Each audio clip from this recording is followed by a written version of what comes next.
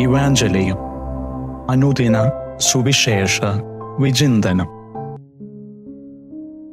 വിശുദ്ധ മത്തായിയുടെ സുവിശേഷം 8-ാം അധ്യായം 23 മുതൽ 27 വരെയുള്ള സുവിശേഷ ഭാഗമാണ് തിരുസഭ മാതാവിനോട് ചേർന്ന് നാം ഇന്ന് ധ്യാനിക്കുന്നത്. കാറ്റിനെയും കടലിനെയും ശാന്തമാക്കുന്ന ഈശോനാഥനെ സുവിശേഷത്തിൽ നാം കണ്ടുമുട്ടുന്നു. ഈശോയുടെ ഒപ്പം ആയിരിക്കുന്ന ശിഷ്യന്മാരെയും നാം സുവിശേഷത്തിൽ കാണുന്നുണ്ട്. കടലിൽ ഉഗ്രമായ കൊടുങ്കാറ്റ് ഉണ്ടായപ്പോഴും തോണി മുങ്ങത്തക്ക വിധം തിരമാലകൾ ഉയർന്നപ്പോഴും ഉറങ്ങുകയായിരുന്ന ഈശോയെ അടുത്ത് ചെന്ന് വിളിച്ചുണർത്തി ശിഷ്യന്മാർ കർത്താവെ, ഞങ്ങളെ രക്ഷിക്കണമെന്ന് അപേക്ഷിക്കുകയാണ്.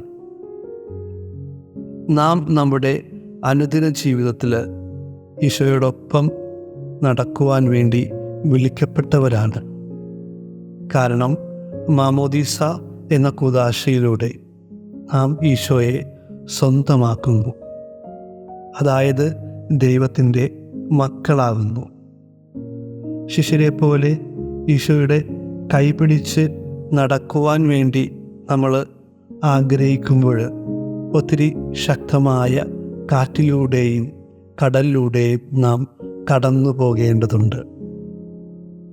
കാരണം ഈശോയുടെ ഒപ്പം നടക്കുന്ന ജീവിത വഴിയിൽ ഒത്തിരി ബുദ്ധിമുട്ടുകൾ നമ്മൾ തരണം ചെയ്യേണ്ടതാണ്. എന്നാൽ നാം ഈശോയുടെ കൈകളിൽ ആണ് പിടിച്ചിരിക്കുന്നത് എന്ന് മനസ്സിലാക്കാതെ നമ്മുടെ കഴിവുകളിൽ ആശ്രയിച്ച് നമ്മുടെ ജീവിതത്തിലെ പ്രശ്നങ്ങളെയും പ്രതിസന്ധികളെയും പരിഹരിക്കുവാൻ ശ്രമിക്കുമ്പോൾ നമ്മുടെ ജീവിതത്തിലെ പ്രശ്നങ്ങൾ ഇരട്ടിക്കുകയാണ് ചെയ്യുന്നത്. എന്നാൽ ശിഷ്യന്മാരെ പോലെ കൂടെയുള്ള ശക്തമായ ദൈവ സാന്നിധ്യത്തെ മനസ്സിലാക്കി അതിൽ പരിപൂർണമായി ആശ്രയിക്കുമ്പോൾ നമ്മുടെ ജീവിതത്തിലെ പ്രതിസന്ധികളെ നമുക്ക് പൂർണ്ണമായിട്ട് മറികടക്കുവാൻ സാധിക്കും.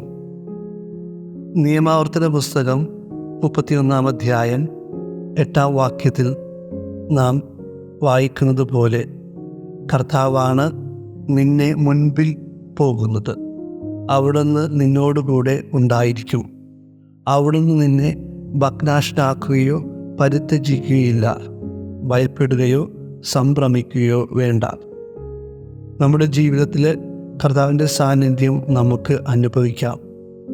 ഇക്കാലം അത്രയും നാം അനുഭവിക്കുവാൻ മറന്നുപോയ ദൈവ സാന്നിധ്യത്തെ നമ്മുടെ ജീവിതത്തിലേക്ക് തിരികെ വിളിച്ചുണർത്താം. എൻ്റെ ജീവിതത്തിലെ വലുതും ചെറുതുമായ തിരമാലകളെയും കാറ്റിനെയും ശാന്തമാക്കുവാൻ കഴിവുള്ള ശക്തനായ ഒരു ദൈവത്തിൻ്റെ കൂടെയാണ് എൻ്റെ ജീവിതം ഞാൻ നയിക്കുന്നതെന്ന് നമുക്ക് മനസ്സിലാക്കാം. നമ്മുടെ ജീവിതത്തെ മുഴുവനായി കർത്താവിന് സമർപ്പിക്കാം.